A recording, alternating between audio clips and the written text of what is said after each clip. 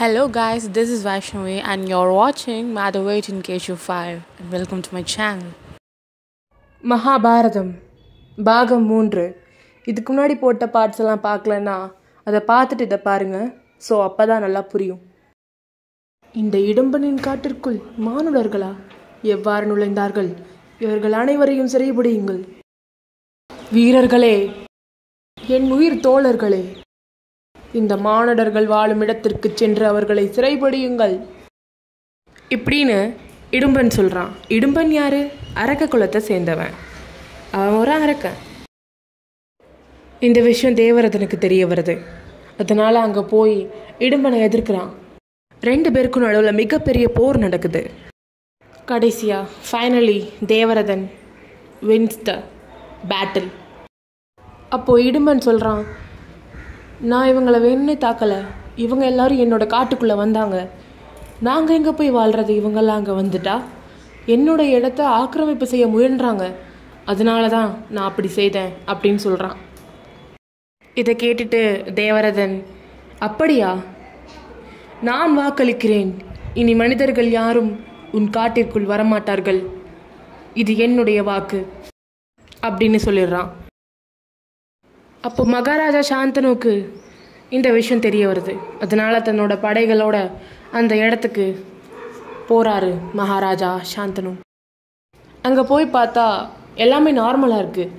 தேவரதனும் இடும்பனும் அங்கே நின்றுட்டுருக்காங்க. அதை பார்த்துட்டு அந்த பையனுக்கு ஏதோ ஒரு ஆபத்து இடும்பனால் நடக்க போகுது அப்படின்னு நினச்சிட்டு தன்னோட வீரர்களை அம்பு விட சொல்கிறாரு. தாக்குங்கள் வீரர்களே அப்படின்னு சொல்கிறாரு. இடும்பனை நோக்கி அம்பு வரதை பார்த்துட்டு தேவரதனை தடுக்கிறான் தன்னோட அம்புகளால். சிறுவனே, கணை கொண்டு என் கணை தடுத்த நீ யார் அப்படின்னு சாந்தனு கேட்குறாரு. நான் தேவரதன் அப்படின்னு சொல்கிறான்.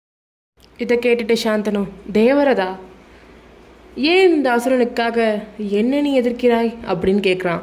அதை சொன்ன உடனே, இவன் என்னிடம் தஞ்சம் புகுந்தவன், அதனால் இவனை நான் தான் காப்பாற்ற வேண்டும் அப்படின்னு தேவரதன் சொல்கிறான்.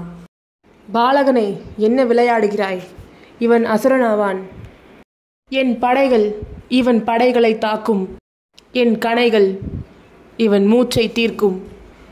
நீ அதற்கு தடையாக வந்தால் உன்னையும் நான் எதிர்கொள்வேன் பாலகனே அப்படின்னு சாந்தனு சொல்கிறான். அதை கேட்டுட்டு தேவரதன், என் கணைகளுக்கு பதில் சொல்லிவிட்டு தாம் இடும்பனை தாக்குங்கள் அப்படின்னு சொல்கிறான்.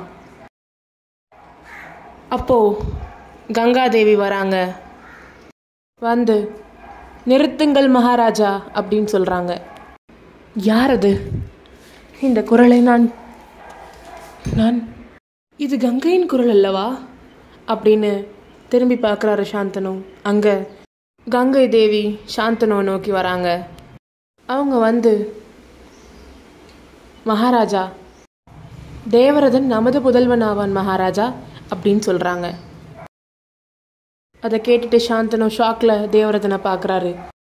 புதல்வா, தேவரதா அப்படின்னு சொல்லிட்டு அவனை பார்த்துட்ருக்காரு. கங்காதேவி தேவரதன் கிட்ட, தேவரதா, இவரே உனது தந்தை சாந்தனு ஆவார். இனிமேல் நீ இவரை கண்ணிமை போல காக்க வேண்டும். என்னை பிரிகிறாய் என்று கவலை கொள்ளாதே. நான், என்னுடைய ஆசி எப்போதும் உன்னுடன் தான் இருக்கும் அப்படின்னு கங்கா தன்னோட பையனான தேவரதன் கிட்ட சொல்கிறாங்க. இப்போது கங்கா மறைஞ்சிடுறாங்க. ஸோ தேவரதனை சாந்தனு ராஜ்யத்துக்கு கூட்டிகிட்டு போகிறாரு.